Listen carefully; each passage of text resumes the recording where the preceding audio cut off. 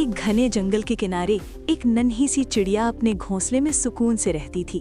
उसी दरख्त की दूसरी शाख पर एक तोता भी अपने बच्चों के साथ रहता था। दोनों अक्सर एक दूसरे को सलाम करते, बातें करते और मिलजुल कर खुशी से जिंदगी गुजारते थे। कुछ दिन बाद चिड़िया के अंडों से नन्हे नन्हे बच्चे निकल आए और तोते के बच्चे भी अब उड़ना सीखने लगे थे। दोनों परिंदे मिलकर कभी दाना तलाश करते, कभी बच्चों की हिफाजत करते। जंगल में उनकी दोस्ती मशहूर हो चुकी थी। एक दिन अचानक आसमान पर काले बादल छा गए, तेज हवा चलने लगी।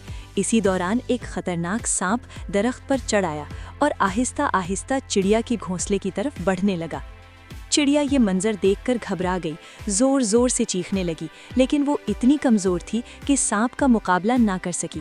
चिड़िया की आवाज़ सुनकर तोता फौरन समझ गया कि कुछ गलत है। वो तेजी से उड़ा और सांप के ऊपर मंडलाने लगा। तोता बार बार अपनी चोंच से सांप को तंग करने लगा, उसके कानों के पास चीखने लगा। सांप घबरा गया और अपना तवाज़न खो बैठा। इतने में तोते ने एक जोरदार वार किया। सांप नीचे गिर गया और जंगल की तरफ भाग गया। चिड़िया का घोंसला महफूज रह गया। चिड़िया ने खुशी से अपने बच्चों को सीने से लगा लिया। उसकी आंखों में आंसू थे, मगर ये आंसू खुशी के थे। चिड़िया ने तोते से कहा, आज तुमने सिर्फ मेरे बच्चों की जान नहीं बचाई, बल्कि सच्ची दोस्ती का मतलब भी समझा दिया। तोता मुस्कुराकर बोला, दोस्ती वही होती है जो मुश्किल वक्त में काम आए। और इसी लम्हे एक आवाज़ आती है।